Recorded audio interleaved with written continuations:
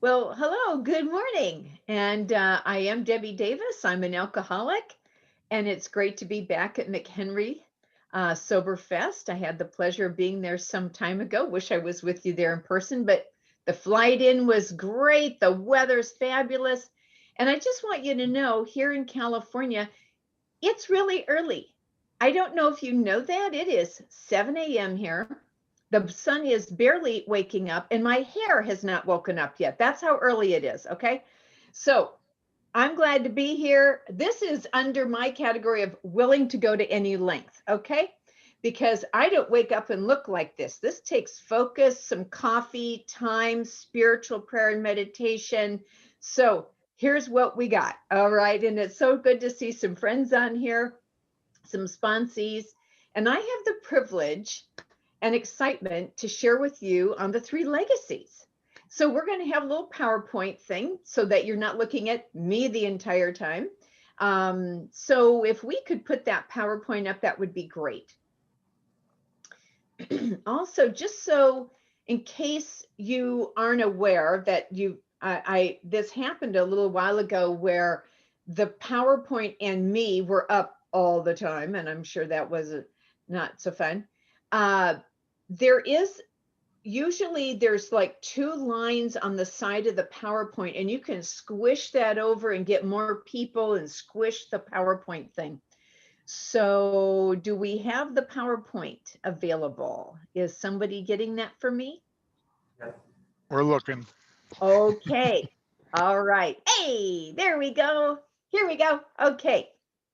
So like I say, you probably see these, there's two little vertical lines. You can squish that down so it's not all about me. Of course, I like that part, but you might not. All right. Our three legacies. A lot of times we only kind of talk about one, and that's the recovery legacy, but we have three.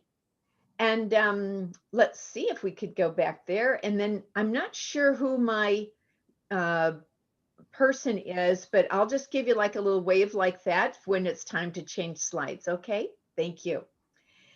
So we have our three legacies: recovery, unity, and service. Next slide, please. This cathedral of spirit, wonder if we could get those slides a little bit fuller scale. The cathedral of spirit is often referred to in some of Bill's talks once the concepts were written. And you'll see this again because we are going to be going through all three of the concepts, or three of the legacies. So we start at the base. It might be a little hard to read. If we can expand that a little bit, that'd be great. Recovery is the 12 steps that we stand on, with a floor that is ever expanding to include all who come here. So we did 12 steps up to that ever expanding floor. It does not have an edge.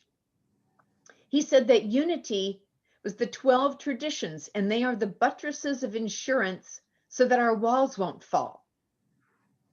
And then service, he said, the 12 concepts are the spire of service, creating a beacon to shine throughout the world for all to see, and that may its symbolic finger continue to point straight upward toward God.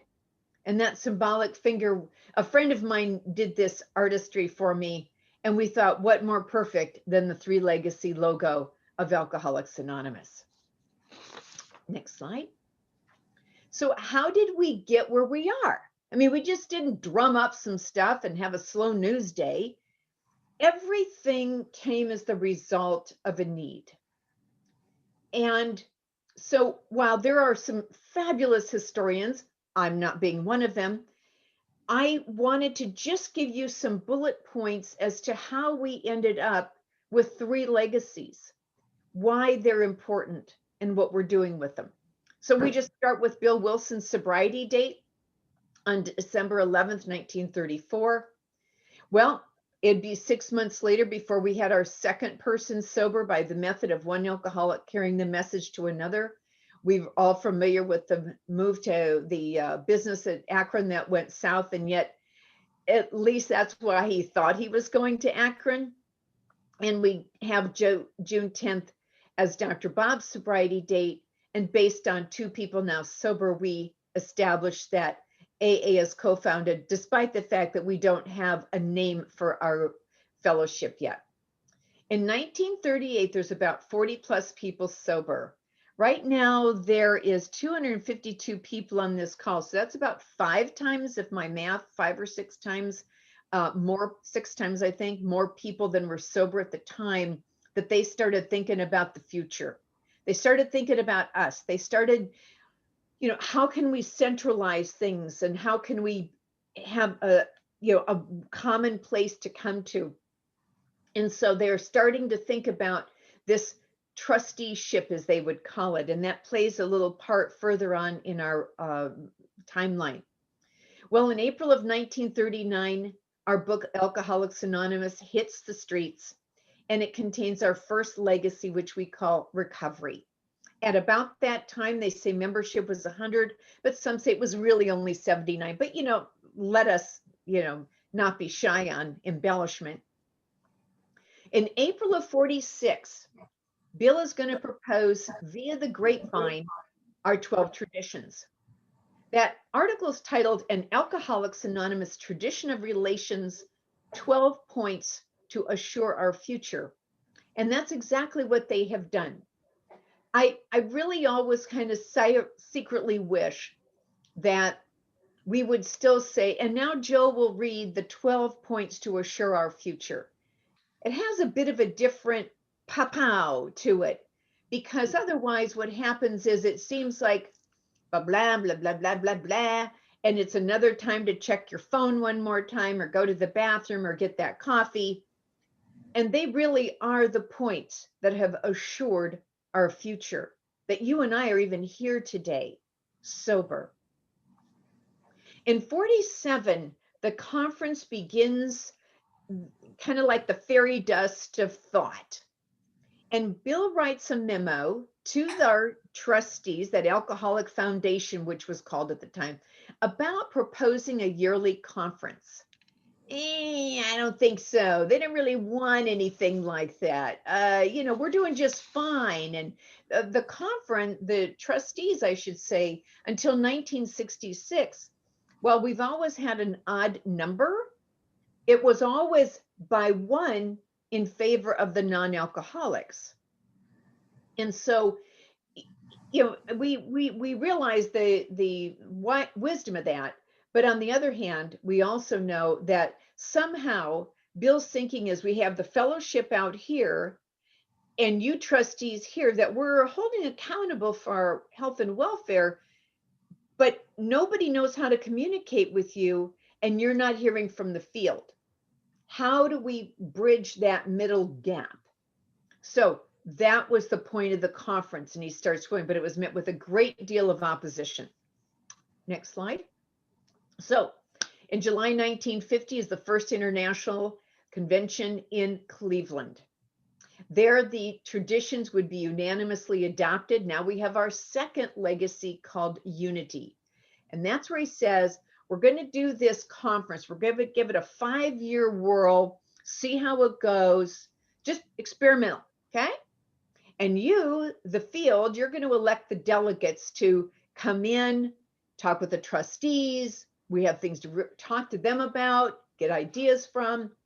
And so that would begin the following year. But in that same year, we're really, really knowing we must get this conference underway and established, because our founders are mortal. As much as we don't want them to be, they are. And so in November of that year, Dr. Bob dies. Well, in April of 1951, the first panel of delegates come in, 37 come in from the largest populations in the US and Canada. And as Bill watched all this going on, there's a wonderful story in the service manual about it. He says, as I watched all this grow, I mean, you can just imagine all this humming and buzzing and everything. And he's kind of standing back watching, like we do at a meeting.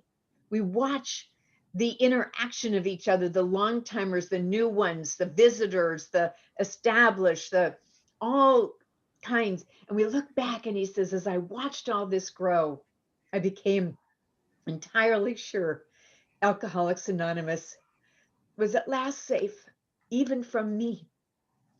So this, is just one of the many ways where the group is so effective. The group conscience is so effective. Well, 5 years later, in 1955, we have our second international convention and the fifth General Service Conference. And that is where, yep, here's our 5-year experiment. It worked. We were good. And we are now established, and AA has come of age. And if you ever read that book, Alcoholics Anonymous Comes of Age, it is about those first 20 years. Next slide, please. Well, in 1962, now the conference began in 51, but we don't have our concepts till 1962. So there we got our third legacy of service. Now, I know that many people are not that familiar with the concepts, but that's why we're here today, I'm thinking, is that you want to learn something more about them. Well, by gosh, your promise will come true. Your hope will come true.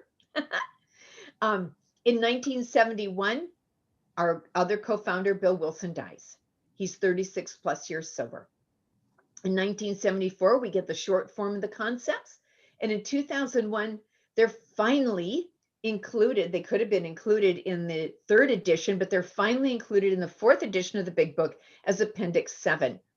We now have all three legacies in our big book. They're no longer the red-headed stepchild from another family kind of thing. They really are legitimate.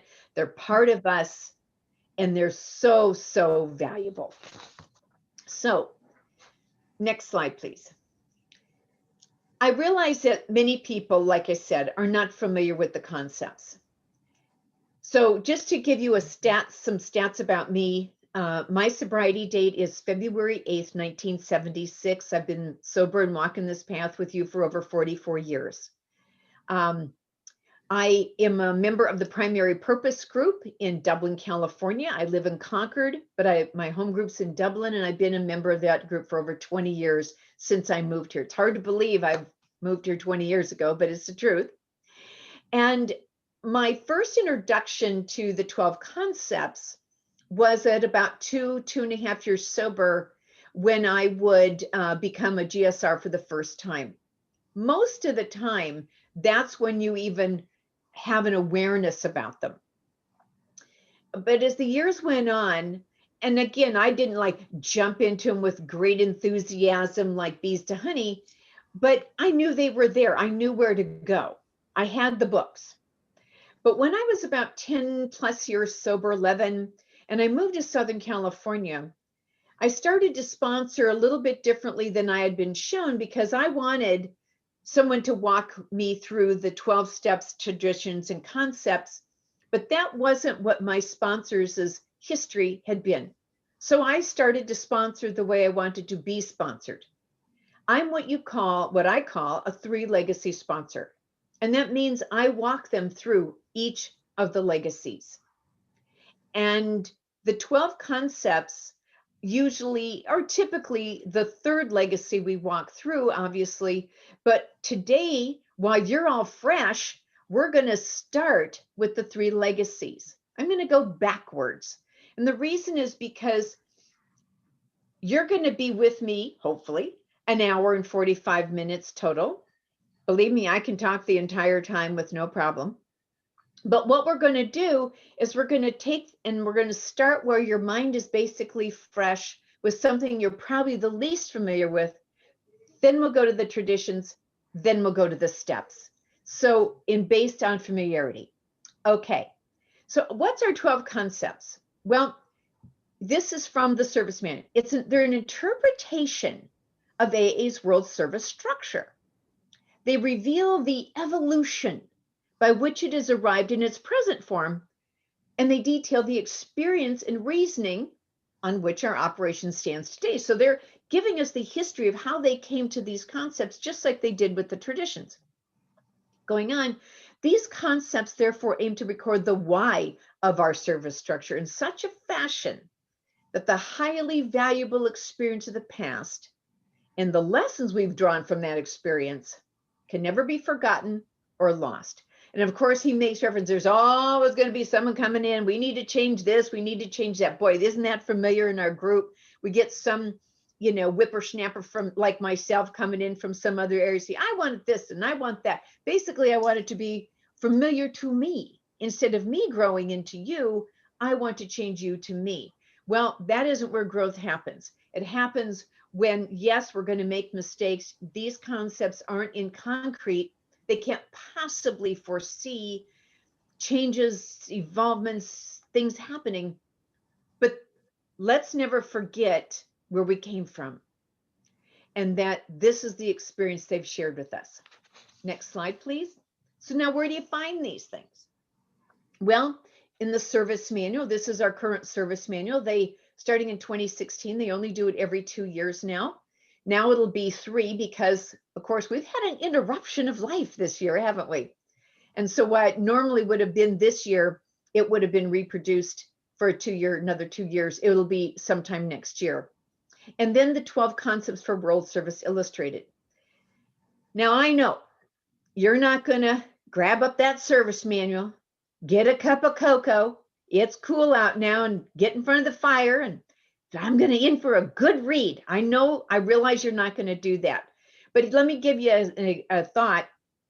Reading it with someone else is a lot more fun, especially with somebody experienced, kind of like sex. It's a lot more fun with someone else, right? And then maybe you get a whole bunch of you together up, and of course, reading the service manual is what I'm referring to. And it's amazing how it just comes alive. So this might be a way that you might consider the service manual. Who knew how fun it could be? Next slide, please. So let's begin with this concept 1. Okay, I am not going to go through the concepts in numerical order because it doesn't necessarily make sense to the novice. And so I'm going to go in a series of delegations. We have an upside down triangle. Most corporations or companies, they have somebody at the top giving orders and directives to the little people as it trickles down. Flip that pyramid over, and we have the groups at the top funneling through representation to the greater responsibilities. It's like while they're not paid these service levels, they do respect and represent us, not in a Congress kind of way, but they take our group consciences. But if we don't give them, they got nothing to take. So we start at the top. The groups have the final responsibility and the ultimate authority. But if you have no representation, you're this little lone island nobody knows about. Make yourself known. Does your group have a GSR? Do you support that GSR? So what we're going to do is we're going to take a look at it just to introduce some of you to what the general service side would look like, but also what it would look like maybe in your home group, because most everyone on this call has probably got a home group. And you can see how you've already applying the concepts and don't even know it.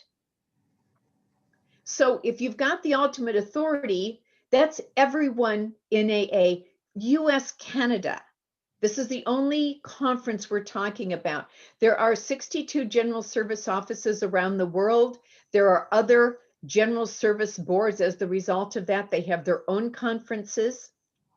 So we're only talking about US, Canada. Or if you're from Canada, it's Canada, US, okay? On the general service side, the whole fellowship is about 1.4 million people. On the home group side, I'm using my home group as an example. There's 100 people, and we're all sitting in the meetings, and we have the ultimate responsibility. Now, you're invited to participate in that, but typically what happens is then we can't, as 100 people or 1.4 million people, be effective. So we then have group consciences to give our representation or give our voice to somebody. And so that is the next slide. We delegate to concept 2, and that's typically our business meetings. On the general service side, that becomes the delegates that attend the conference. There's 93 delegates, but at the 2020 conference this year, a total of 135 voting members. And I'll touch on that a little bit later. Voting members. There were more because this year had a lot of more technical requirements. There were about 177 people, I think, present, but only 135 eligible to vote. At our business meeting, there's only 30 people that show up. Now, what happened to the other 70? Well, they could care less. They're new. It's not their home group. They were just visiting. They got to go home and walk the dog. So they're saying, you 30 people, you know what? Whatever you decide is fine with us. Okay, we'll do it. So we discussed the situations, the questions at hand, the changes somebody wants to make. Same with the General Service Conference. They have an agenda. Hopefully you'd been made familiar with what's on the agenda, given your General Service representatives some group conscience. They in turn gave it to their delegate so that when the delegate went to that annual business meeting, they could participate. They weren't instructed, they were simply informed as to how you felt about things. You see, it's not about yes or no, it's about why or why not. Those are the jewels, that's the gems. Because that's where the depth is, and the why or the why not. Not, yeah, we think it's a good idea. Well, why do you think it's a good idea? Or why don't you think it's a good idea? This is where the doors begin to open up. So we have this business meeting. Now we make decisions, but again, on the general service side, those 135 people will disperse. They can't carry the plans out. On the group side, those 30 people have other things to do, so they delegate to concept 6. And that is, we're holding that next level down the pyramid responsible. So on the left side, you've got our General Service Board of Trustees. We'll talk about them a little bit more. We have our General Service Board of Trustees, and there's 21 members of that. Actually, we're probably not going to talk about them much more because we don't really have the time today. There are 7 non-alcoholics. They call those Class A. There are 14 alcoholics. They call them Class B. The way that we lovingly remember, if you can't, which is which, the Class A, the non-alcoholics, A stands for amateurs. And the Class B, the alcoholics, B stands for boozers. Now, that I'm sure was not their original intent when they labeled them A's and B's, but it's worked out pretty helpfully for those who are trying to remember. So we hold them accountable for our health and welfare, the vision, our finance, our policy. They are the overall purveyors. They know all the details. Well, on the group side, that would be you probably turn over the decisions to enact to your secretary, or maybe your group has a steering committee. Well, again, they cannot perform the details.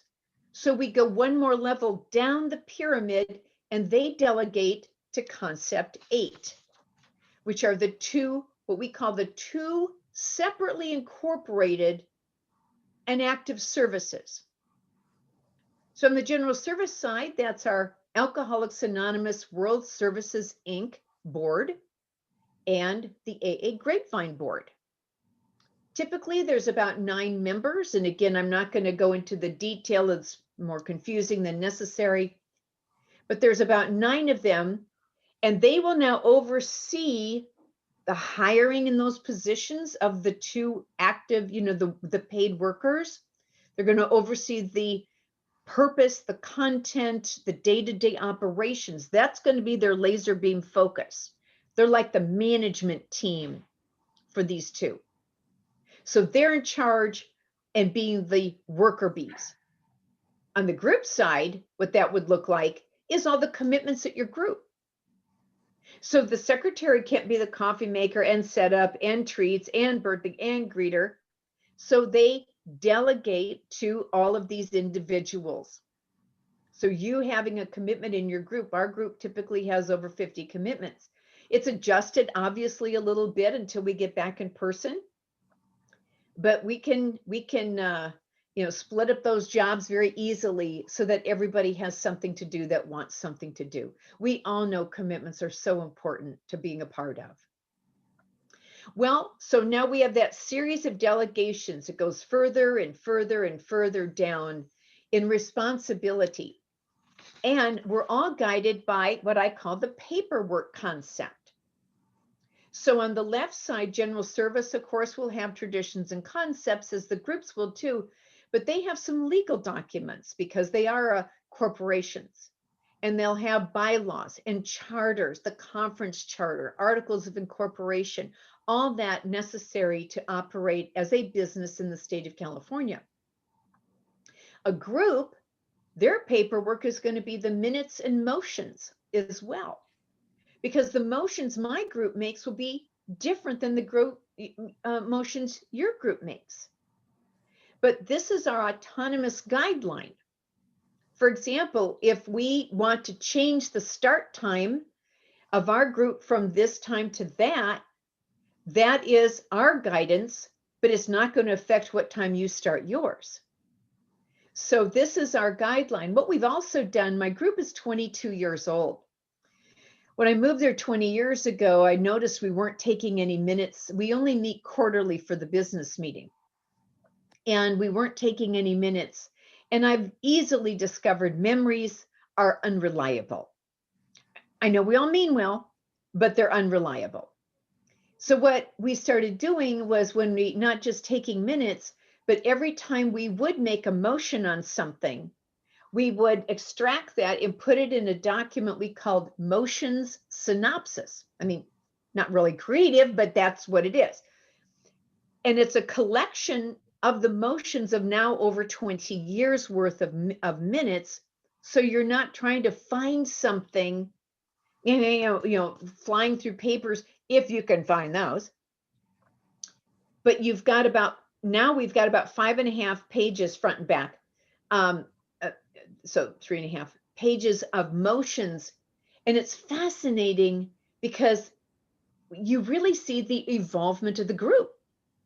You see, when we decided to start getting subscriptions to the Grapevine, when we increased them, how we decided what to do with leftover grapevines. It wasn't, it's in writing. So when a personality says, no, we said that 10 years ago.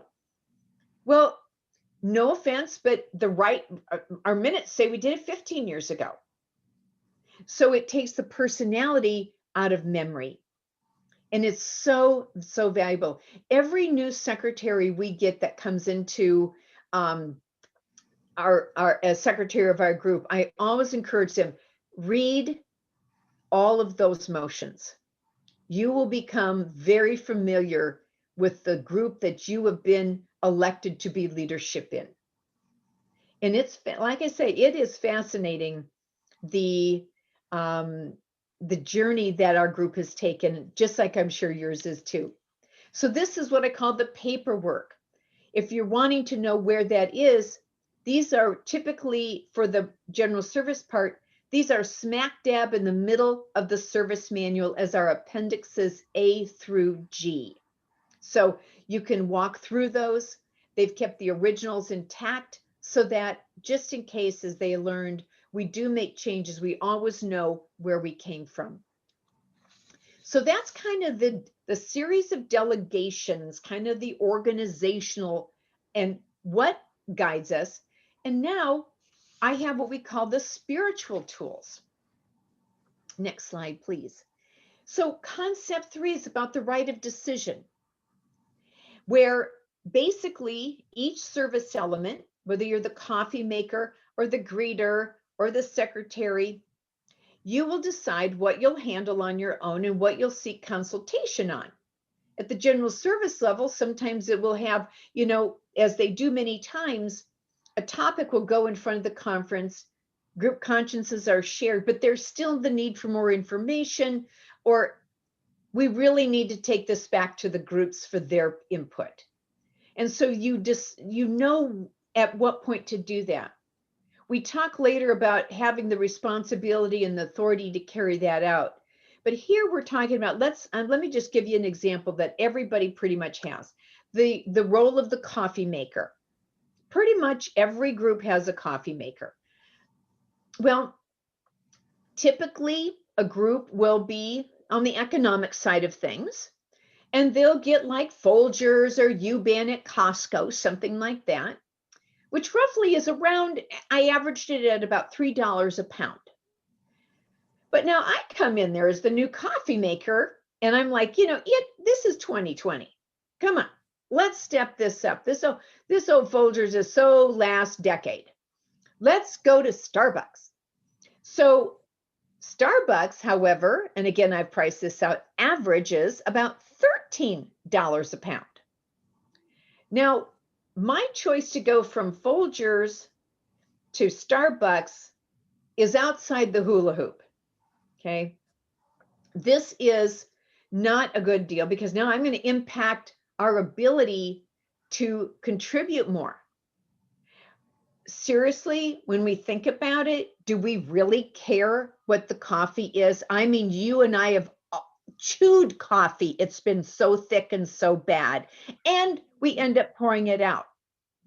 So are we really going to make an issue out of needing the fancy dancy coffee when we'll drink pretty much anything?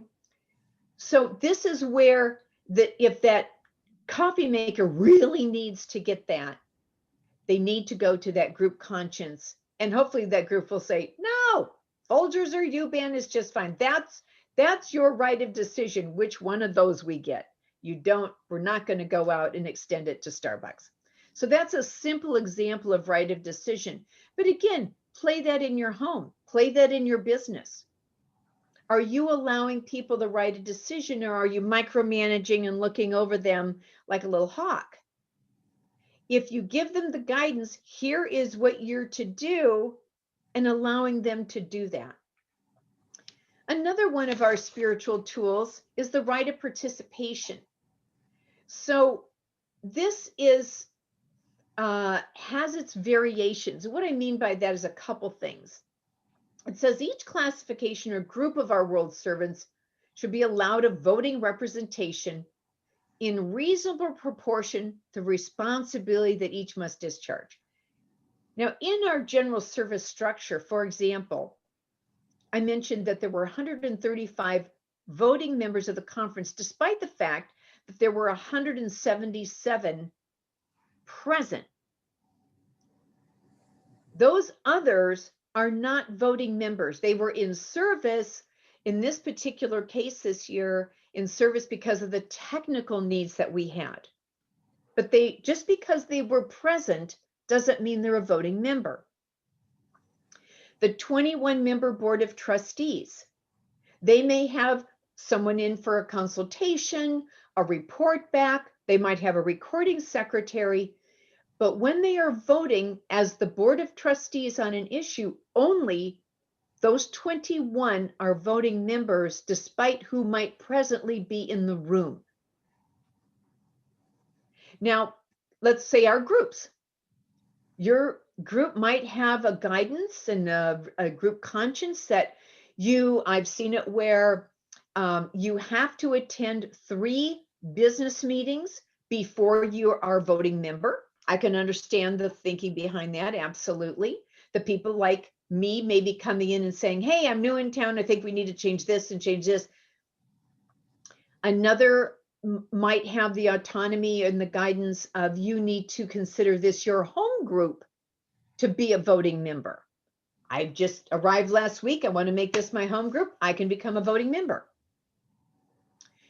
My group, because we typically have our, especially our in-person meetings, so our meeting gets over around 9:15.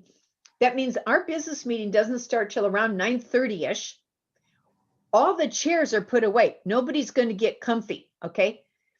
We get that baby rolling because most of us women are in high heels. It's getting chilly in the wintertime, and we get to business right away.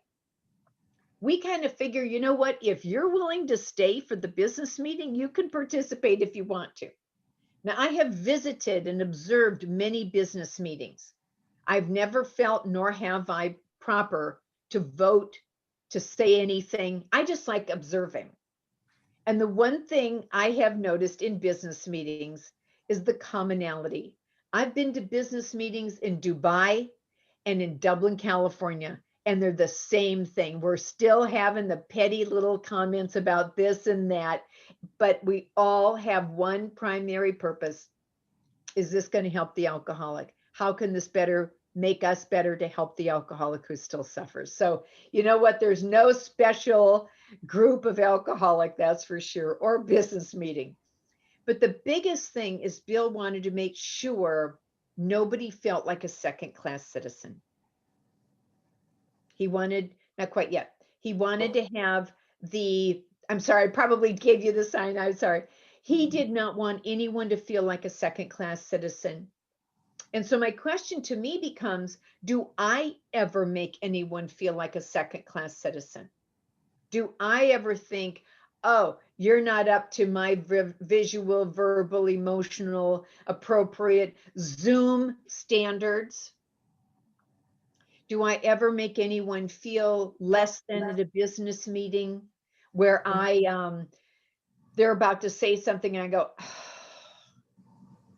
do I ever make anybody feel less than or like a second-class citizen? Do I respect them, disrespect them? You know, this is where I get to play that very important role of not ever making someone feel like a second-class citizen. I don't want to feel that way. Let me make sure I don't participate in that being for someone else. Now we'll go to the next slide. We have the right of appeal, which is focusing a lot on that minority opinion. We want to assure that the minority opinion will be heard regardless of your length of sobriety, age, or any other factor. I'm sure many of you have been in a business meeting and have witnessed, okay, everybody ready to vote? Yep. Okay, all in favor? Any opposed? And there's the minority opinion. Want to say anything? Yeah, well, I just think it's kind of against the spirit of tradition X, Y, or Z. Oh, wow. Never thought of it like that. Anybody want to change your vote? Yeah. Okay, all in favor? Nobody. All against? I mean, here's the point. Don't hold back your minority, what seems to be the minority opinion. And the reason is because when I go to vote, I might think what I'm voting for is a good idea.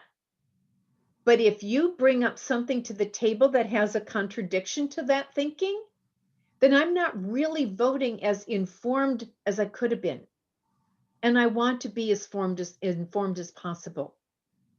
So if you have a minority opinion, don't wait till after the vote to make the big ba-boom, okay? Bring it on now. A good chair will always make sure every voice goes around that table and is heard. Even if somebody says, I agree with whatever you want to do is fine with me. At least you said something. But I've heard many of folk who maybe might have been new to the group or new in sobriety make a comment that I thought, I never thought of it like that. I'm so easy and comfortable with this way. I never thought it might be a big deal to someone else. And it's really not going to change AA if we don't do this. Here's another thing. Well, I'll talk about this at group conscience. Okay. So right of appeal, minority opinion, make sure everyone's voice is heard. Very, very important. I have seen stuff where we have talked it to death, revived it, talked it to death again, and one more time resuscitated it only to talk to it again, and then it failed. So, you know, nobody can say, we didn't give it enough time. Oh my goodness, we gave it several lifetimes. Next. So concept 10 is part of our, what I call our administrative guidelines. Match the responsibility with the authority to carry it out. And that's defined by tradition, resolution, or my favorite, specific job description. I work well knowing exactly, give me a list of what's expected. What is this job to do? Again, we take the example of the coffee maker. I can pretty much figure the job of the coffee maker at the primary purpose group in Dublin when we're in person is different from the coffee maker in your group. i.e., they get there at 6 o'clock, the group starts at 8. They are only responsible for starting the hot water, the decaf, and the coffee. They do not make it. They do not clean it up. They do not put it away. They don't buy it. We have all these other jobs that do that. But if I came to your group and said, I'll be the coffee maker, and you said, okay, here's the keys, and that was all I got, well, I'm probably going to go do what I did at my last group. And I may make the coffee too early, too late, run out of supplies. I didn't know I was supposed to clean it up. So what we have found is a written job description that we go over with the person each time they get the commitment has been very, very, very helpful. I can't stress that enough for many reasons. Number one, again, I know exactly what's expected of me, no guesswork. I know who to go to if I can't fulfill the commitment. I know how long my commitment is. And it eases the transition from one term of our group service to the next seamlessly. And it works so well. And it, because I'll tell you this, if you don't have job descriptions and you say, okay, literature and grapevine and greeter, would you write up a job description and turn it in a week or so? I'm sure you're going to get nothing out of that. Okay. So what we've done is a couple people take the initiative. And so years ago, we said, so tell me what you do. And we wrote it down and we typed it up. And this is what we add to. So at the end of every term, we go to the literature person and say, this is the current, was the job description. Has anything changed? Maybe it has, maybe it hasn't. That way we can update it, because verbal transfer got a bunch of, it's a Swiss cheese, bunch of holes in it. I might think I'm supposed to do this and I'm supposed to go here. But again, a written job description is good. Now, again, match the responsibility. If you don't know what you're supposed to do, you will probably copy what you saw. And the example I give is, so we had this, at one of the groups I went to a book study, we had the treats person was just, while it wasn't her profession, she would come in with the most professional looking, fabulous little cupcakes and cookies and decorated this and that. She loved to bake. She was fabulous at it. We really hated the rotation. Okay. We really wanted to have her forever and ever be the cookie person. Okay. Well, then the next person, rotation, the next person comes in, apparently was not provided with the job description or the budget, which was about $8 at this time. And so they were coming in with visually like appearing items, beautiful cupcakes, fancy brownies. About 3 weeks into this, the treasurer comes to me and says, we're getting like $35 and $40 treats bills, and I'm not sure what to do about that. I don't think she's aware of the budget she's got. So yes, she doesn't know. Yes, you pay her, but you need to inform her what her budget is. And so, he did. He said, I don't think anybody told you the budget is only $8, and here's your expenses. But if you choose to go above the $8, I mean, that's going to be fine, but we can't reimburse you. So I just want you to know that from here on out. And she's like, okay, so just suffice it to say, from that point on, we got the crappy cookies. Okay. That worked out fine for me. I didn't touch him. Worked out fine. Okay. Now, concept 11. This is get the best people for the job. Don't just toss in a secretary because they're cute, or vote in a GSR because they went to the bathroom, or well, it's their turn, even though they haven't been able to keep sober or stay, in a service commitment. But my gosh, it'll do them good to be the secretary. No, get the best people for the job. One of the things that I guess disappoints me a little bit here in my community is most of the meetings, which was what we have a plethora of, have very few service commitments. My group, as you saw, is a group and it's got 50 plus commitments. But most of the meetings around here have 4, maybe 5 if they're lucky, and there's 80 people in the room. So people don't really get groomed to serve. And there's a big difference to me about learning how to have commitment. I needed to know how to have commitments, how to be responsible, how to be accountable, how to show up when you don't feel like it. That I take responsibility. I just don't half measure it. So groom people, have a commitment, get a commitment. They were really clear. Commitment in your home group isn't an option. So then we get in our general service structure, what we're looking for here now is the composition, the qualifications, inducting them into service, the rotation. Rotation we'll talk about more in tradition 9, how they're related to each other, and financial compensation. Our office staff and workers at GSO aren't doing it because they owe their life to AA. That's what they do at their home group, but they are providing a professional service to us and the community. So they are paid workers. So that's what concept 11 is about. And then when we move into 12, we call these the general warranties of the conference. Now, whenever I think about this concept, and all of them, but sometimes we don't think the conference, think about this in your group.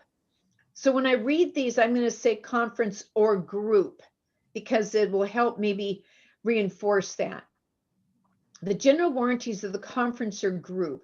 In all its proceedings, the conference or group shall, number 1, observe, the next slide, observe the spirit of AA tradition, taking great care that the conference never becomes the seat of perilous wealth or power.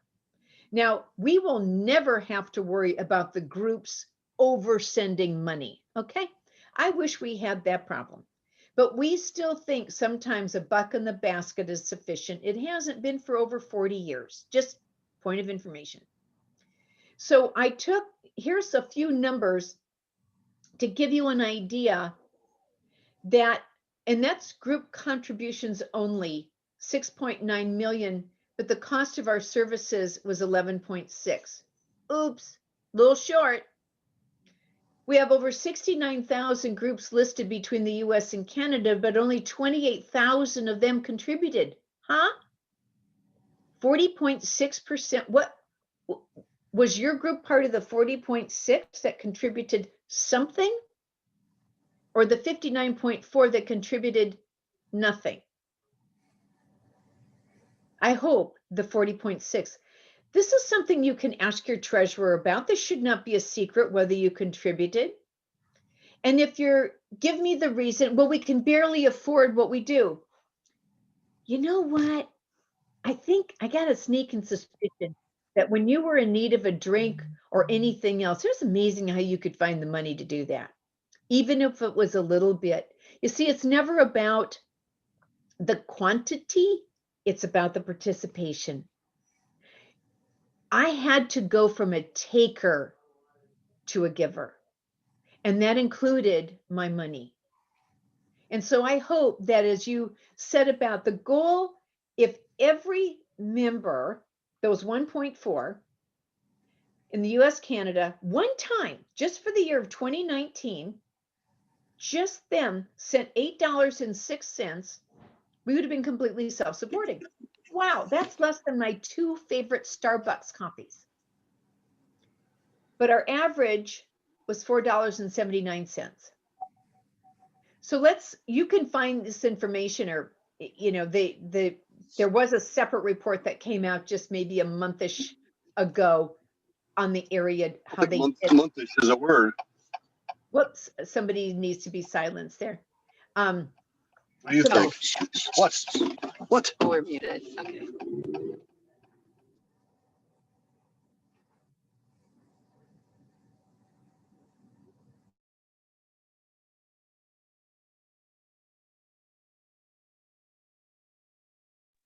There we go. Thank you very much. Okay, the highest area average, Delaware, little old Delaware, $11.24 average per member. Delaware, really? The lowest, I didn't want to embarrass the area, so I just gave the amount, 20 cents, but it was something. It was something. The highest percentage of groups, you saw that the average was 40.6% of the groups.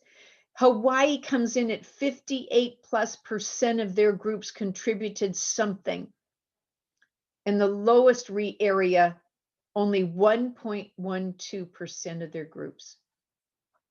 Now the average, again, if we set a goal for this year to encourage our sponsees and their sponsees and get the word out, if each one of us, the 1.4 million, sent in $8.16 just once, every one of us, we would be self-supporting. It's hard to believe, but it's true. Now, here's the thing. Remember when you were out there drinking? Did you always just have a single? Go ahead and make it a double. Or if you're like many of us, make it a triple. Make it that 16-ounce tumbler worth, okay? All right. So I'll get off my bandwagon and my soapbox on seventh tradition support. Okay, thank you. Little commercial there. Next slide, please. Sufficient operating funds be our prudent financial principle. Now, year ending 2019, we had $16.2 million, or about 9.2 months of operating expenses. Due to what's happening this year, we've already had to take 4.5 million down from that. This is why we have a prudent reserve. We've had to dip in it at times, but nothing as drastic as we've had to do now. So keep in mind, keep your contributions going to the general service office, to your local service entities, because their whole flow stopped. So don't forget that. All right. On number 3, that none of the conference or group members shall ever be placed in a position of unqualified authority over any others. Nobody is Mr. or Miss Guru, that we are all on equal footing. And let me always remember that. I might have a position of responsibility, but let me think it's not of authority and that I can tell you what to do. That's important for me to remember. I do not have unqualified authority over any others. Number 4, this is important, that all important decisions be reached by discussion. Then, when you're ready, you vote, not rush it. Then, and hopefully, substantial unanimity. It's hard. It's easy to, when it's 59-41.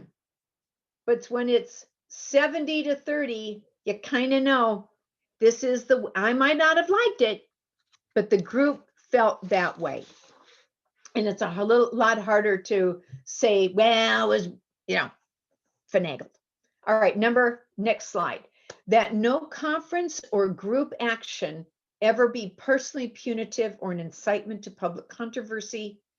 Again, we can go off on a couple things there, but we don't have time. And number 6, that though the conference or group may act for the service of Alcoholics Anonymous, it shall never perform any acts of government. And that, like the Society of Alcoholics Anonymous, which it serves, again, serve, the conference or group itself will always remain democratic in thought and action. Again, voting, minority opinion, right of decision, right of participation, all these kinds of things, as democratic as possible is how the design of this. Now, you might notice we have one concept we haven't touched on, and that is concept 9. I always like to leave that to the end because it's like dessert. It's so yummy. It's the easiest one to understand. It's all about leadership. There is an article from 1959, I think it is, that he wrote leadership on. It's a Grapevine article included in this. But these are just some of the bullet points of good leadership. Once again, whether you are leader of an ad hoc committee, you're a district committee member, you're a delegate, you're in your business in leadership, your neighborhood, the volunteer, PTA, whatever. Leadership, we often aren't shown or taught in any school. It's an on-the-job training in many cases. But I have never seen a better guide for leadership than the things he proposed. So number 1, put principles, plans, and policies into action, and we want to back them up. I've seen leadership where they thought they were more of a dictator than a leader. And when you aren't willing to back somebody up, it's hard to get that blood out of a turnip type of thing. You just don't have the spirit to do it. And yet if you do, boy, you'll go extra miles for that person. Number 2, originates plans, policies, and ideas, but it's open to a good idea from anybody and gives the credit to them. Never passes the buck. Oh boy, that's my first go-to in my head. Somebody else's fault. They made me, they did that. I'll tell you, that is the real mark of leadership, is not throwing anybody under the bus. 4, determines when and is willing to stand for what's right for the whole and when necessary. Sometimes you've got to take that higher ground, even though you're facing a lot of opposition. And Bill, our co-founder, faced a lot of opposition. 5, does not oppose just for the sake of opposition. 6, know that very prideful or angry people can also be right. That's hard sometimes when you're listening to somebody, what you perceive as yelling at you or coming at you very angrily. But we're going to talk about that in 1 second. Knows when to give and take. It can't always be my way or the highway. Compromise cheerfully. The word cheerfully is used a lot in the service manual. Wonder why. And then when you must stand firm on your own beliefs. I'm sorry, Joe, I really don't believe that's a good idea. The spirit of the traditions is not in that. I know you want your dog to be the secretary of the group, but we just can't. We just need a real person in there who knows alcoholism. But we love your dog. Now, number 8, criticism. Bill calls this the acid test. Now, this is not the LSD test. I know that one very well. This is an acid test. Can you face this one? There's the constructive critics, our friends, and the destructive critics.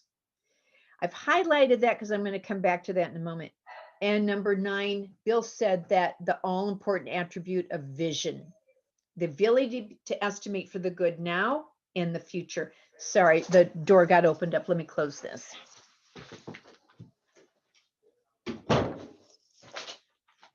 I want to come back to criticism. I don't know of one person, including myself, that loves to be criticized. Everybody wants to feel they're doing a good job, the right job, they're doing it right. But here's the thing. I can look at criticism as criticism or course correction. All depends upon my attitude. All depends on my level of maturity. All depends on my level of willingness. So when I think about criticism, here's the guides that we were given. There's the constructive critics, our friends. Maybe they're going to mold and change your ideas. The destructive critics who just bringing up crap. They might be in the service manual says maybe they're violent and malicious. That doesn't ever feel right. They pitch gobs of rumors and gossip and scuttlebutt. Just just out there. But it says that they don't need to be really destructive at all, depending upon how I relate myself to them. He says, listen carefully. How many times when I feel I'm being attacked, even though I might not be, but it sounds like it, it feels like it, I'm ready to rear up and, go back at it. Well, what about when you and when? But I cannot hear what they're saying if I'm preparing my defense. Listen carefully, he says. Are they telling the truth? Any or all of it? Is there any truth to the information? See, if I'm rearing up on my back heels, I can't hear what they're saying. And I've had plenty of people take my inventory, plenty of people tell me the things that are wrong or what I perceived was they were attacking me. The bottom line is, can I separate the information from the emotional delivery? Disregard who said it, how they said it. Is there any truth, little or all, to the information? If there's none, he says, just let it go. Or you can try and convince them basically of seeing it your way, but failing this, they're just too sick to listen. You see, I don't find any value in trying to have some kind of argument with someone who's angry because they're unable to hear. Let me be the one able to hear. So criticism, and there's several beautiful examples of Bill responding to people who took his inventory. And the thing about it is, could I be as gracious as that? Thank you for your letter. I'm sorry you're disappointed with me, but you're not the first, and you probably won't be the last. That kind of an attitude. Shooting for that higher level is where criticism will help take me. Now, the final thing, again, in concept 9, is on sponsorship. So if we turn to the next one, it says, every sponsor is a leader. Again, who would think we would find this gem in the 12 concepts, but it's here. It says the stakes are as big as they could be. A human life and usually the happiness of a whole family hang in the balance. And I'm going to change this to first person. These are some bullet points for me. What I, as a sponsor, do and say, how well I estimate the reaction of my prospects, how well I time and make my presentation. Here, we're going to step up a little bit. How well do I handle criticism? They're watching. How well have I done? And now we're going to take a big leap. How well I lead my prospect on by personal spiritual example, not the yakety yak, not my knowledge of the big book or the traditions or anything. What's my example? Personal spiritual example. Woo! These qualities of leadership can make all the difference, often the difference between life and death. So we've covered the 12 concepts, and now onto the 12 traditions, which most of you are more familiar with. Unity, our second legacy, came to us in 1950. If you think about what their purpose is, this is a summary. They apply to the life of the fellowship itself. They outline the means by which AA maintains its unity and relates itself to the world about it, the way it lives and grows. Now, clearly, you're a lot more familiar with these in your groups and so forth, but maybe you're not. Maybe you're new to Alcoholics Anonymous. Where do you find out about this? Next slide. Well, first of all, is the 12 Steps and 12 Traditions book. In the back is the traditions, and that gives us the history. In that book, plus we have AA tradition, how it developed. That goes a little bit farther into the history. And then we have the 12 traditions illustrated. Again, it's got pictures. A lot of our literature doesn't have pictures, and I know pictures help me a great deal. Okay, makes it more lively. So we got, yes, next slide, please. Thank you. Tradition 1, common welfare. Now, I'm not going to obviously read all of the traditions, but I'm going to give you the bullet point of each one of them. To me, when I got sober, they said to me, we get a sobriety date, which I've given you, a home group, which I've shared with you, a sponsor. My current sponsor is Marilyn S. My beloved Millie of 33 plus years died January 31st. And on February 1st, I started working with my next sponsor, Marilyn S. They said that we take the steps, and we'll cover that next. We apply the traditions. You know, you're a member of the group, Deb. Those aren't just for those other people. You are part of a group. So you need to learn how to apply those in the group life, but don't forget, try to see how you can apply them in your personal life. So part of those things is that navigating and using them in every area of my life. When I picked up the kit of spiritual tools of the traditions, wow, I began to grow up in another area of my life. I began to learn how to have adult type relationships, not just selfish, self-centered, self-serving, childish, juvenile, little girl game playing relationships. Learned how to communicate. All of these have come in to my membership in Alcoholics Anonymous and my relationships with other people. Again, whether it's with my husband of 19 plus years, or family, or the neighborhood, or my group, these all come into play. And I always look at it's sort of like if you took a pole in the middle of the field and you put that stake in the middle and called it Tradition 1 Common Welfare, and then all the other traditions, like a maypole, had a little tether that came around, and you keep on a maypole, remember, you go round and round and you wrap that maypole up. That's what secures our common welfare. And if without that pole of common welfare, a lot of these things are not going to happen. Unity, we would not be here today because our common welfare would have been lost. We got one job, and every one of these remaining traditions helps us remember our singleness of purpose. In that second tradition, the group conscience, and making sure, we talked about that a little bit before, about making sure that all voices are heard. I've sat in some of our group consciences that had some very emotional decisions, from a few yes, a few no, and the rest of us were kind of in between to make this particular change. Very passionate. And there's certain things, people, voting for people, and voting for very impassioned topics. If you want a real group conscience, you do it by a written ballot. It takes very little extra time, but it will be worth the true group conscience speaking.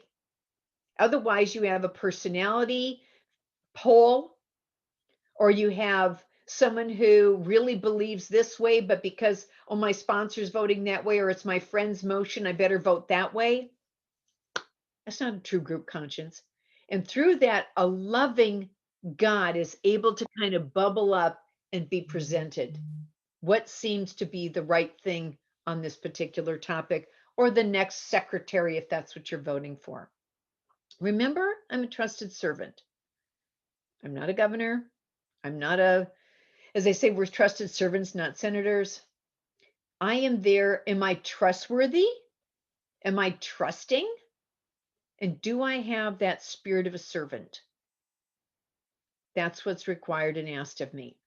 In membership, while I certainly, like many of us, added many accelerants to my whiskey drinking to elongate the whiskey drinking, I came into Alcoholics Anonymous identifying as a chemically dependent. Now that's a lot of syllables.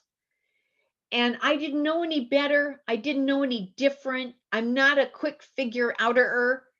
Other people that I came into that area were saying that. I got that moniker from the treatment center. I didn't know any different. And after a while, an old timer said to me, quote, "What the hell is that?" I said, "Well, that means we're an alcoholic and a drug addict." And he said, you know what? Here in Alcoholics Anonymous, we're just simply alcoholics. And the reason is because that new person coming in, here's you say chemically dependent, they're going to say, what's that? I mean, I got to be one of those too. I mean, I got a problem with my drinking. Maybe this isn't the place. And you see I went at that nanosecond from uninformed, ignorant to informed. And I had the choice, either I have the right to keep calling myself that. Nobody's going to kick me out because I'm kind of looking like a goof. But aren't my responsibilities a little bit more on the higher level of common welfare than my rights? And from that point on, they were showing me respect where you are. Just respect the program you're in. This is the only program for alcoholics. That's why there's hundreds and hundreds of other 12-step programs that have borrowed our steps for their problem, addiction, dilemma, trouble, obsession, whatever it may be. I've used the 12 steps on many things privately, but when I share them in Alcoholics Anonymous, it's regarding my alcoholism and the way I get to live today. So honoring the place I'm in, but membership became an action word for me. It started with a desire to stop drinking, but it became an action word. I couldn't just say, yeah, I got the desire. Yep. Membership begins with the word M-E, me. When am I going to get into action? And so that's become a very active tradition for me as well. Next one, please. Autonomy. Self-governing. Kent and I, as a married couple, can decorate our home however we want. Our group can start at whatever time they want. But if our group decisions affect perhaps the facility we're in, let's say we decided to go from 8 p.m. to 7:30 p.m., that affects the facility. That is not going to work. Then if we really need to do that time change, we're going to have to move. So we can be autonomous within our hula hoop, provided we don't affect other groups or outside AA. You want to pray or not pray, that's your autonomy. You want to put up all 3 legacies, window shades, or just one, that's your autonomy. But remember, when it goes outside of the group and all of a sudden you are hawking a whole bunch of other outside published author books, that sends a mixed message that they're not going to find in the group down the street. So be mindful, again, of our common welfare and our singleness of purpose. And then respecting the autonomy of other groups, I need to do as well. In 5, our primary purpose is focusing on our group as a spiritual entity. Is your group, when you walk into your home group, I know it's a little different now, but still I feel when I go into my home group, even virtually, it's a spiritual entity, and it's got one primary purpose, carrying the message. Well, carrying the message, but it says carry its message. What's my group's message? Are most of the people got their camera off? Are most of the people maybe camera on, but they're this the whole time? Guess what they're doing, right? I mean, like, you're not fooling anybody when you're on your phone or you're over here on your computer doing this all the time. You're vacuuming, you're doing laundry, you're eating your dinner. I typically wouldn't be doing that in person. And I don't want to forget, even though it's the comfort of my own home or whatever, that I'm coming to an Alcoholics Anonymous meeting. Yes, there's distractions. I just had one. I had those doors open that got opened. But for the most part, we can do something about that. I realize that we got to turn our things off now and then. But again, what's the message my group is carrying, and how can I contribute to the spiritual message, to the spiritual entity it is? In 6, no affiliation or endorsement. We can get way out in the weeds on that one. Very, very dangerous, even if it's a local halfway house that we carry the message into through H&I or corrections and treatment in another part of the country. That's fine, but we're not going to help fund their bed raising efforts or paint the side of the house.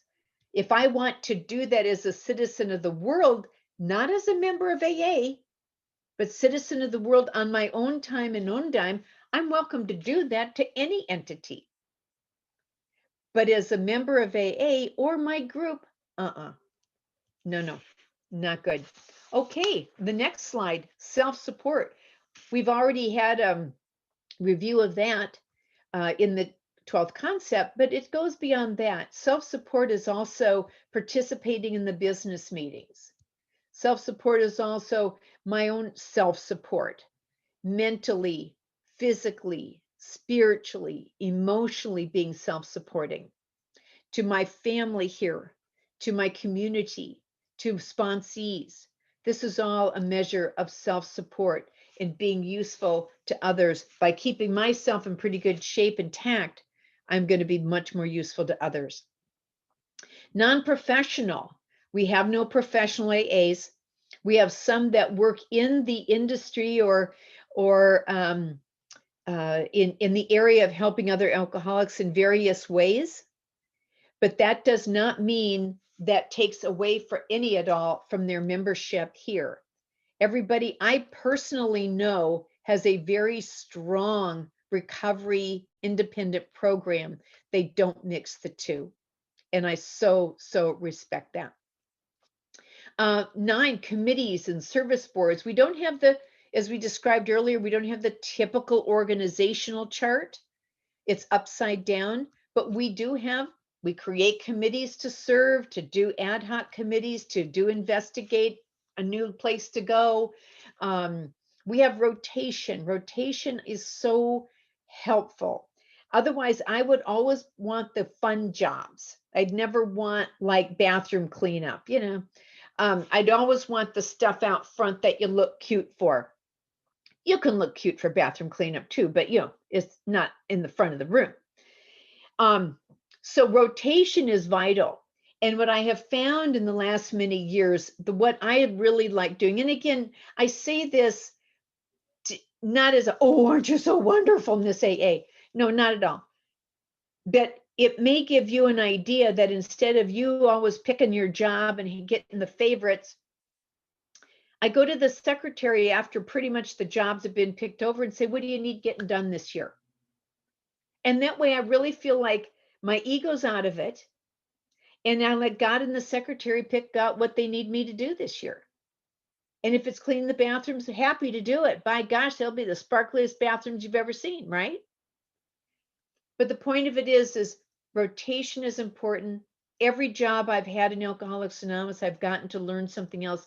And in 44 years, I have always had a commitment in my home group. Always. I hope you can say that too. Now we have tradition 10, outside issues. Oh my. That's been probably one of the most popular traditions of recent conversation, huh? And we're not really needing to go into that very much. I think we all understand what that means. It lists in the long form the 3 biggies. Politics. I don't know if there was a reason that was number 1, but it is. Alcohol reform and sectarian religion. And I'm always mindful that those outside issues don't leap into tradition 11, because we have often gone onto social media with our thoughts and feelings about things. We have a right to do that. But once again, do your rights outweigh your overall, perhaps, responsibilities? I'm not here to determine that. That's an individual conscience of your own. I found it, most people really don't care about my opinions as much as I think they should or ought to. And they're not for me to think that they're important to you. I got them. Oh yeah, you give me a topic from A to Z, I'm sure I got an opinion on it. No experience, but got an opinion on it. Don't need experience to have an opinion. But I'd rather come from experience in sharing my experience, strength, and hope, and the wisdom that I've gotten from my mentors and passing it on. Being that attraction rather than promotion. And number 12, placing those principles before personalities. Again, that's part of rotation. That's part of service. That's part of work in the room in my home group, saying hello to everybody, not just the people I like, answering my phone when it rings, not screening my calls, treating everyone I sponsor the same. That's very, very important to me, that no one feels they're a favorite, that I give everybody the very same level, my best, that I give everybody the same that I'm able to give. And principles before personality has been a huge game changer for me in how I make decisions, in how I look at the broader picture. You know, originally in November 1949, when the short form of the traditions came out in the grapevine, it said principles above personalities. Now, when they changed it to before personalities, I don't know, but you can look it up if you're a Grapevine subscriber and have the digital archives available, November of 1949. And I'm not, Al-Anon still kept above personalities, but I'm really glad that we changed it to before. Because for me, I'm very visual in that sense. And above has an implication it's greater than, but before has an equal playing level. And that while they're both important, if I lay out a principle, the personality will find a way to work into the principle. But if I take a personality and I try to figure a way to take a principle and adapt it to that personality, I have no principles. So it's given me a tool I never, ever, ever knew was in existence. So our 12 traditions have created the unity that have made it possible for you and I to last this long.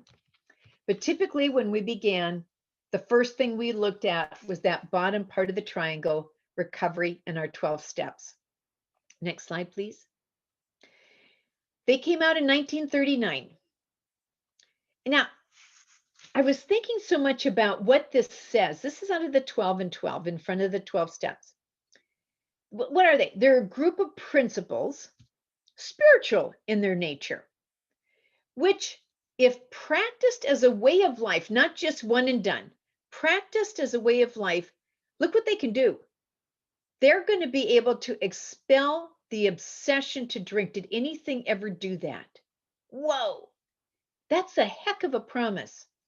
They can expel the obsession to drink and enable us, the sufferer, to what? Become happily and usefully whole. We're going to start to be able to make a contribution again in life instead of being that taker, taker, taker. We typically begin in this area. Even though we're often talked to the new man or woman about the traditions, there's no dues or fees. You say you're an alcoholic if you want to. We're all autonomous. You're part of the group conscience. We don't get into outside issues. We talk to them about the traditions without explaining it before the steps. Because part of it is, hey, you're going to have to get a God. You're going to have to take an inventory and pay all the money back. What? You know, we don't start there. We just build into that. So while I'm not going to walk through every step, I'm sure the majority of people, next slide, please. The majority of people have taken the steps. And I say that specifically like that because it's the language used throughout our big book is about taking them. It reminds me of vitamins. I take in vitamins to make the inside changes of my life. And that's what the steps have done. This is the longest paragraph in the world, I think, which is the paragraph out of the 12 and 12 under step 12. It's a review paragraph of the prior 11 steps. And so in walking through that, these are questions you can ask yourself. Number one, step one showed us an amazing paradox. Have you found that you were totally unable to be rid of alcohol obsession until you first admitted you were powerless over it? Until I had that inside bottom I thought was an outside event. Until I had that inside bottom that happened on the 7th of February, and I take my sobriety date, my first sober day on the 8th of February, Nobody and nothing could move me into that admission before that time.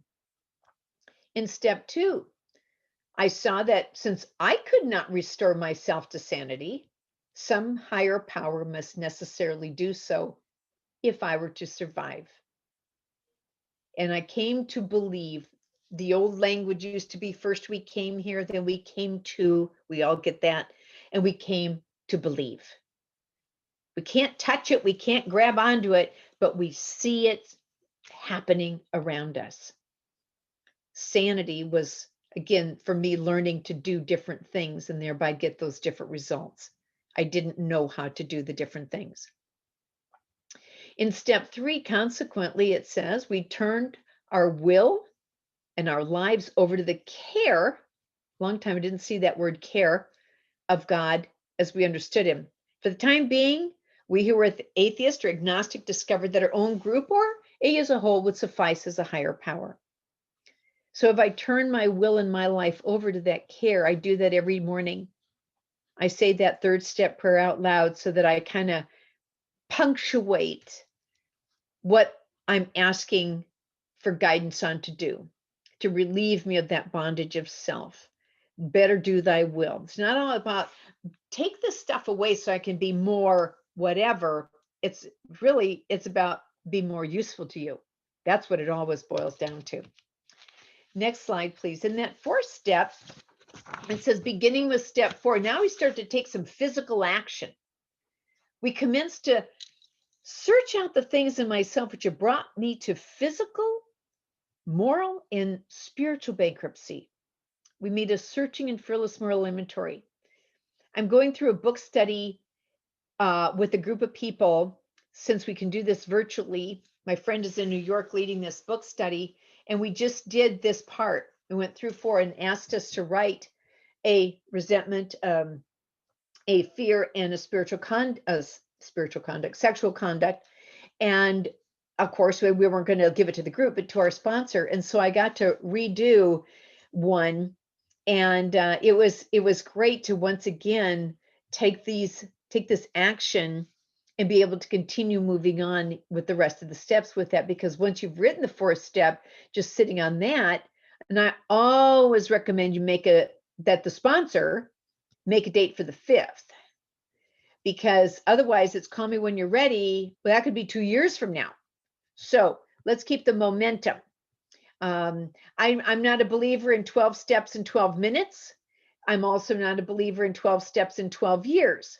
I believe in momentum, that there's no greater or lesser. There is a process, there's a movement, there's a genuine connectivity and a momentum that we keep going through them.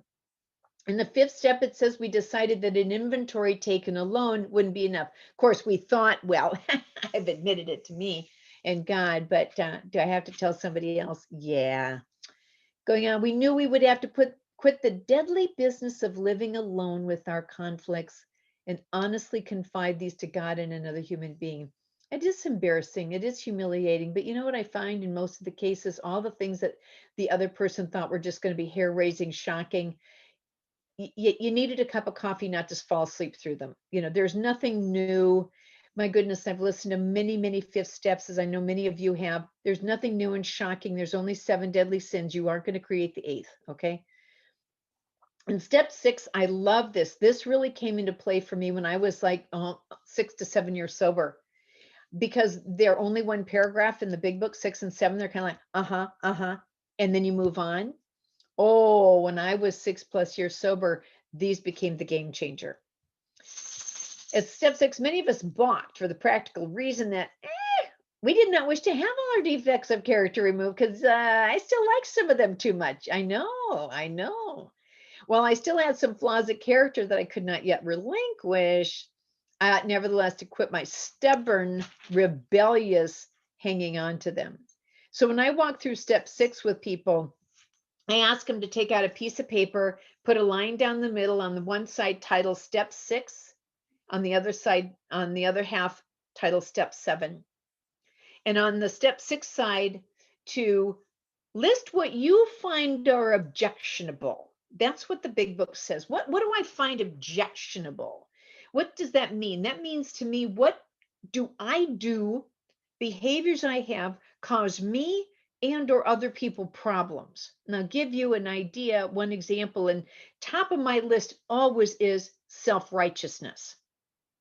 And there's also, of course, many others below that, but I'm just going to give you this one example. Self-righteousness is the number one defect of character. It causes me to make many amends, I just had to make one the other day. It was 2 days after promptly, but nonetheless, I did make them after step 10. Okay, so we have step 6, and I got my list. Now, next slide, please. Step 7. We have that beautiful prayer in the big book. I also say that in the morning, again out loud, because it reminds me of a couple things. Number one, that these defects of removal aren't to make me more spiritual, it's to make me more useful. Anything standing in the way of me being useful, I'm asking to be moved. But I really want my defects gone, never to return, never to make another mistake. Well, that's not going to happen. When I read this, probably when I was about 7 years sober, and I was reading this paragraph, I remember it for various reasons. This is in that longest ever paragraph.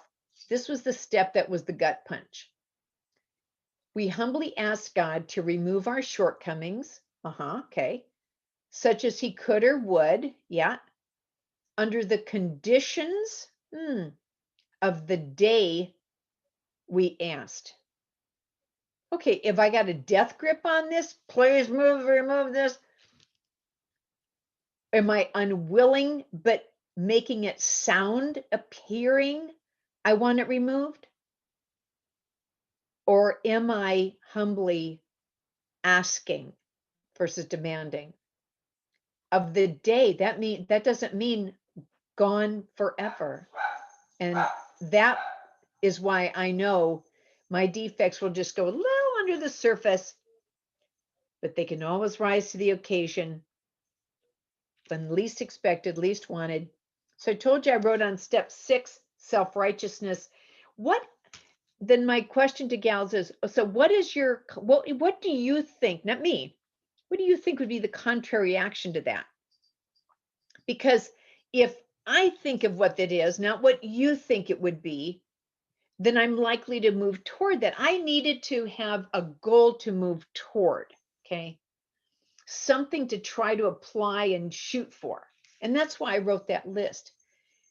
If my defect is self-righteousness, which giving unsolicited advice, telling you what to do, you know what the contrary action for me was that I came up with? Shut up. Just shut up. Zip it. Nobody's asked for your unsolicited advice, your opinion. Shut up. Mercy, Mama, thank you for that guidance in the sense that it saved me so many amends. It saved me so much embarrassment, thinking I know and don't. It saved me a great deal of grief. The 8-step list, many of us have some interesting 8-step lists, but we just make the list and we get ready through forgiveness to make those 9th step direct amends. It's always good to talk to your sponsor about what each of those looks like instead of just hauling off full speed into the brick wall. Because sometimes we can go, well, I only stole your cupcake, to I'm responsible for the 1989 earthquake. There's the reality that comes in between. Good to review that with your sponsor before, and each amend should be reviewed. There in the 12 and 12, there's 4 categories. The other thing too is that what is the purpose of that amend? A sponsor will have a better feel on that. Is it a little bit of manipulation, a little bit of this, kind of not really with the right motives, although I can decorate it to look like that. Direct amends do not replace living amends, and living amends do not place direct amends, because you see, those amends are just as valuable for that other person to be able to say something and me listen without defense. as me making those amends for the wrongs and harms I've caused them. In step 10, we've now begun to get a basis for daily living.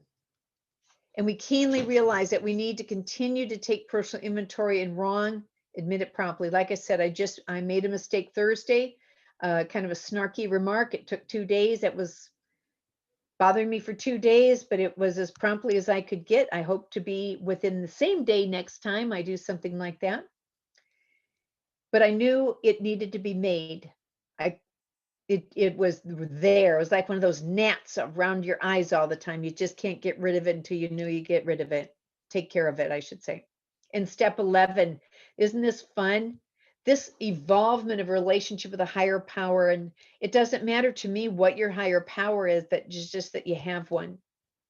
It's such a warm, comforting feeling for me through prayer and meditation. It's different for everybody. There's no right or wrong. There's also a great guidance in our big book on how to start my day, go through my day, and close my day. Wow, that's kind of a day. Open, medium, go through, and close. Kind of covers it all. Many people I find are great on that morning stuff. Little light and sketchy on the back end, on the bottom of the day. I find it very, very key to turn the light switch on in the morning, turn the light switch off at night with that prayer and time with God. And then with step 12, having had a spiritual awakening as the THE,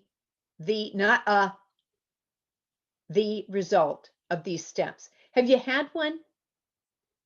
Have you had a spiritual awakening from taking these steps? What's the definition of a spiritual awakening? There's a beautiful paragraph in the 12 and 12. And I'm not going to read the whole thing, but basically it says the most important meaning of it is that he's now become, and I'm going to put this in first person, that I've now become able to do, feel, and believe that which I could not do before on my unaided strength and resources alone. I've been granted a gift, which amounts to a new state of consciousness and being. I've been set in a path which tells me I'm really going somewhere, that life is not a dead end, not something to be endured or mastered. In a very real sense, I've been transformed because I've laid hold of a source of strength which in one way or another had been hitherto denied me. I find myself in possession of a degree of honesty, tolerance, unselfishness, peace of mind, and love, which, gosh, I thought myself quite incapable. What I've received is a free gift. And yet, usually, at least in some small part, I've made myself ready to receive it. If you've taken those first 11 steps, you've done all the prep work. Well, we don't graduate from here. It's a 12-step program. Those first 11 steps can be applied to anything. But in Alcoholics Anonymous, the 12th step is the glue that cements the recovery from alcoholism, because the next thing we do, once we've had the spiritual awakening, now our job is not to start over and do more analysis. It's, hey, let's go try to carry this message to somebody else. Let's help them have this spiritual awakening. And then to practice these principles in all our affairs. When I first met Kent, I used to share these principles that I had asked the old timers in my area. What are they? I mean, I need clarity, not, well, you'll figure it out. No, probably won't. I'll have 7 scenarios for step 1, probably. So they gave me a list. And while this is not the definitive list or the only list, it is a list. If it's helpful, great. If not, that's fine. But it's been a good guide for me on what should I try to do in my life. These principles of honesty, hope, action, courage, integrity. Didn't know how to spell the word. What's that? Willingness, humility, brotherly love, self-discipline, perseverance, only if it's easy, spiritual awareness, and service. As we close today, we've reviewed 3 legacies. In 1951, next slide, please. Bill gave a talk. So think about, you're in the audience in Chicago in 1951. We don't even have the concepts yet. They're going to really be called the general services of Alcoholics Anonymous. So here's Bill talking to all of us in the audience, and he says, "We who are the older members bequeath to you who are younger these 3 legacies: the 12 steps of recovery, the 12 traditions, and now the general services of Alcoholics Anonymous. Since 1938, we and our friends have been holding this in trust for you. Acting on behalf of all, Dr. Bob and I ask that you, the members of Alcoholics Anonymous, assume guidance of these services and guard them well. The future growth, indeed the very survival of Alcoholics Anonymous, may one day depend how prudently you guard these arms of service in the years to come." So, next slide, please. So, my dear friends, I again see our Cathedral of the Spirit. On its great floor, where 120,000 of us now stand, in freedom are inscribed our 12 steps of recovery. You and I have seen the great walls go up, buttressed by the 12 traditions, and are becoming confident they will maintain us always in unity. And now, I'm sure that you perceive with me that the spire is being affixed to our Cathedral of the Spirit, and the name of that spire shall be called Service. Remember that little diagram we had at the beginning? Once again, it's coming around full circle. The steps led to the traditions, led to the top, and our spirit of service, our Cathedral of Spirit. He goes on to say, next slide, please. A beacon, be that beacon for all to see, a beacon to the millions who don't know. And may that spire, may its symbolic finger always point straight upward towards God. So my friends, let us be that spire. Let's be that beacon. Shine your light. Let it glow. Let it grow. And thank you very much.